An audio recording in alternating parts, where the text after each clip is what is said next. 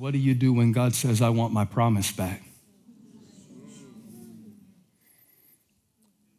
Not because I don't intend to fulfill it, but because I'll fulfill it when I want to fulfill it, how I want to fulfill it. And I need you to trust me. Now, if you don't have deep trust with God, in this moment, you will need details. You start trying to control everything. You start trying to manipulate things. And that is why some of us are so stressed right now. Because there's a dream that you thought God gave you, and maybe he did, but there are details to that dream that are not being met on your deadline. You can't call him God and give him a deadline. The boss sets the deadline. I know what I thought I should have been by now, but it's not my deadline. Let me set you free with one sentence. I like to say one thing that makes it worth coming, even if you've been asleep the rest of the time I've been up here talking. It's not my deadline. If God waited until Abraham was 100 to give him a baby, you think God's gonna do everything you want him to do within the first quarter of this year? What do you do when God says, I want you to hold on? Oh, I got it. I've been thinking all week how to say this. I just got it. What do you do when he says, hold on to the promise, let go of the plan? What do you do? That's our question, right? Because some of us are really good at let's go. Let's go, got my vision board. Let's go, got my goals. Let's go. So you're really good at let's go, but I was looking for a way to illustrate this yesterday, and I thought, God, if I don't illustrate it right, they won't hear what they need to hear, and I really want to speak to the person who is holding on so tight to their idea of life. And I'm praying about this. I'm thinking about Abraham and Isaac in this crazy scene where he is about to take the life of his son because he doesn't know that God doesn't want to take Isaac. God wasn't taking Isaac. He was testing Abraham. And there's the let's go moment. There's the hold on moment. You will find yourself in both. But when God says let go, that can be hard to hear.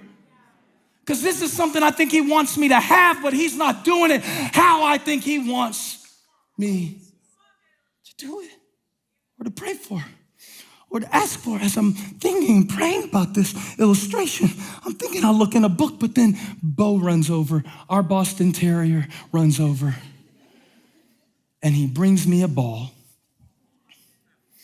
And I first think, I don't have time to play fetch with you, Bo.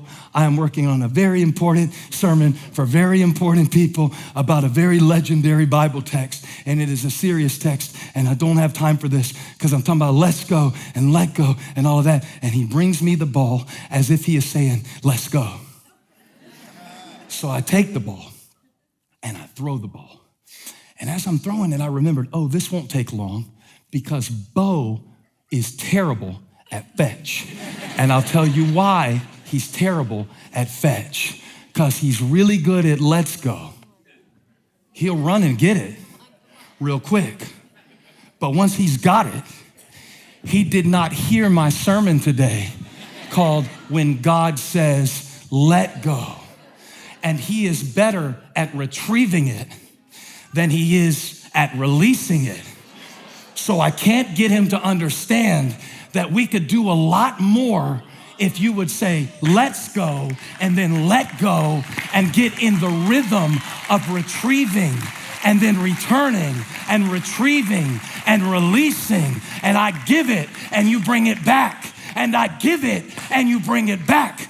And now I understand why God will sometimes call us to bring him something that we thought he promised, so that he can clarify what he actually promised, so that he can do what he said he would do, not what I thought he would do, not what I wanted him to do, not on my deadline, but on his destined schedule for the purpose for which he intends my life to be a small little piece.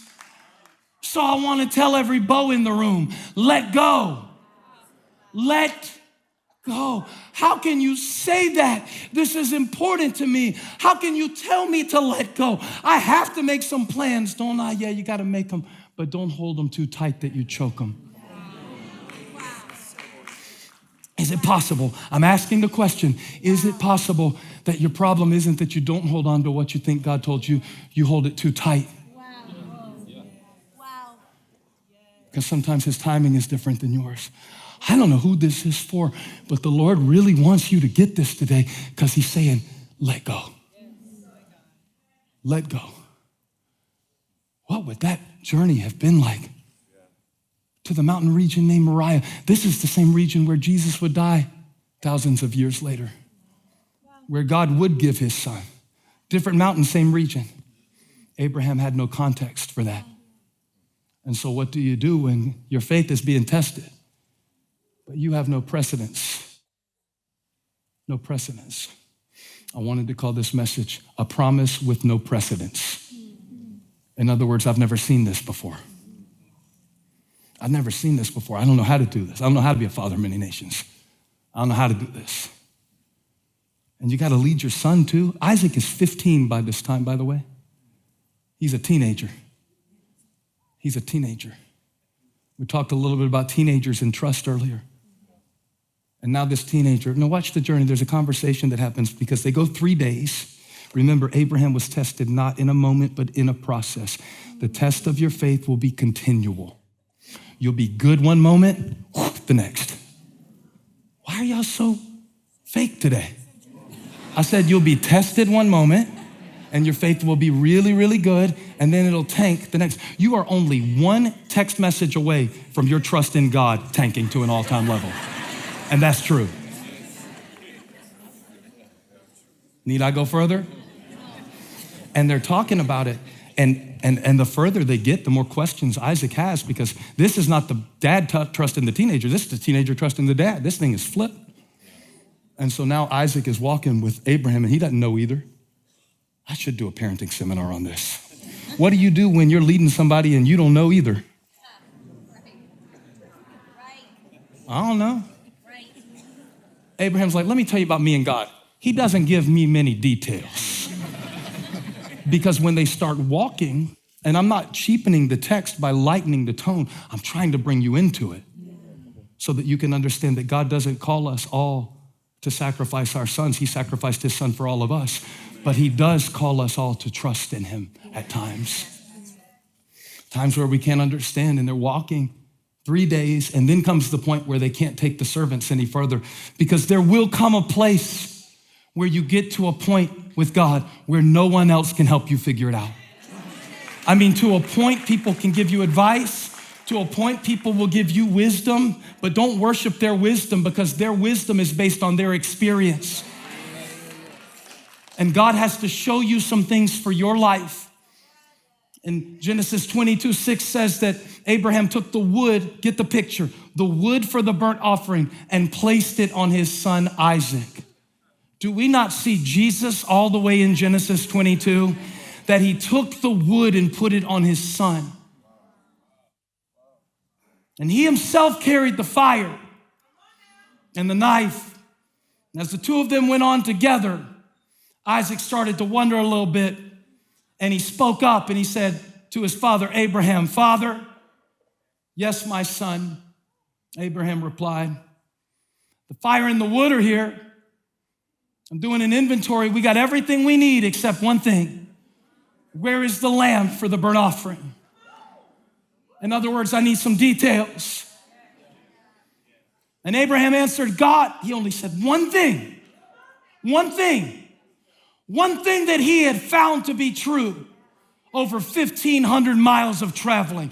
One thing that he had found to be true when he went to Egypt to survive for a little while. One thing that he knew to be true, even though he didn't know where this was leading.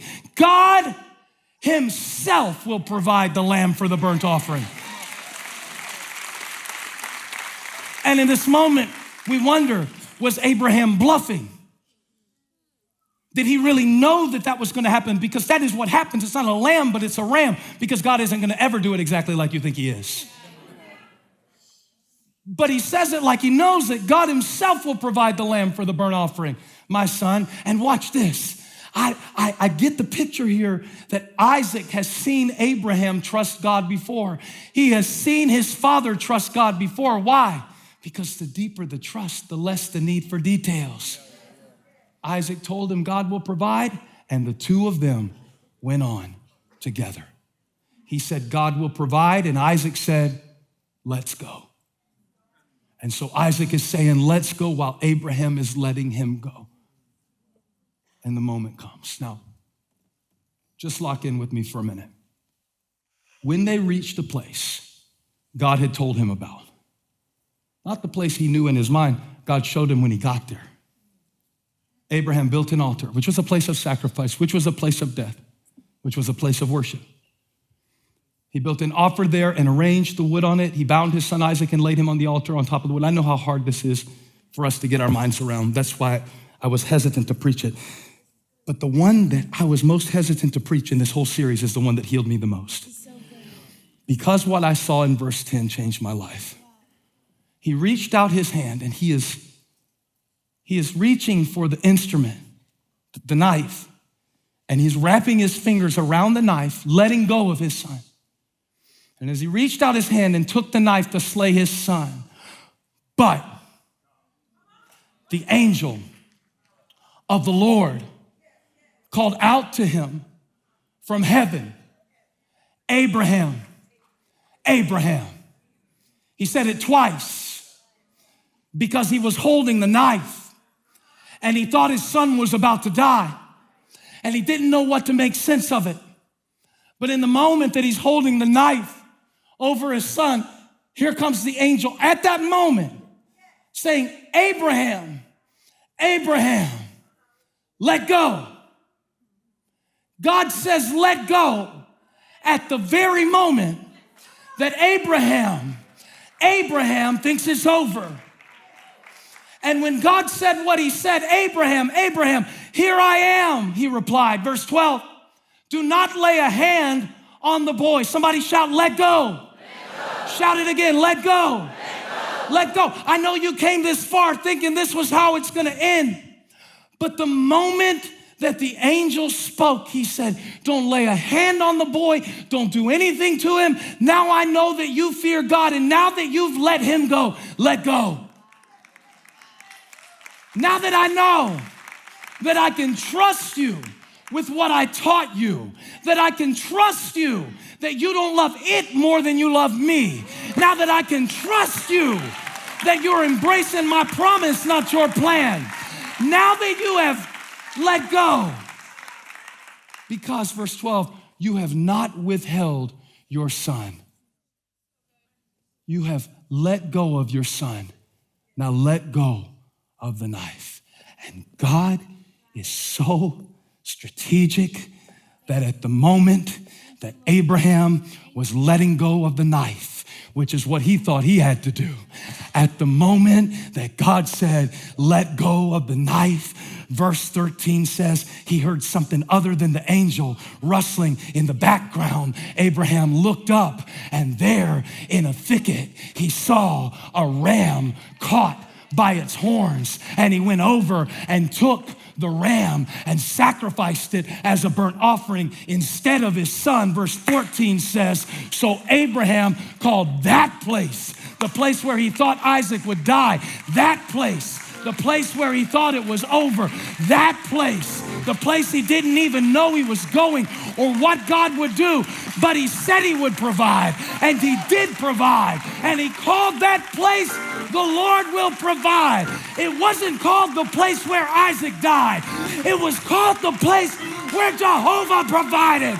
And I declare, woo, glory to God. Let's rename this place.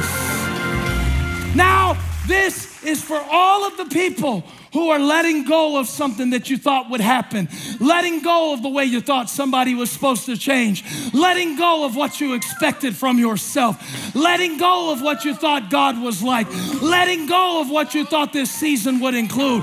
This is for everybody who's letting go. At the moment that Abraham was letting go of the knife, the thicket was grabbing hold of the ram. What am I trying to say? God's got you in this place. God's got you in this place. His name is Jehovah. He is Jehovah Jireh. The Lord will provide for me. The Lord will provide for my family. The Lord will provide for this church. Hey, thanks for stopping by my YouTube channel. I hope you were blessed today. If you were, share this with somebody. Like and subscribe and leave me a comment. Let me know where you're watching from, what we can pray for you about. Hope to see you back here again really soon.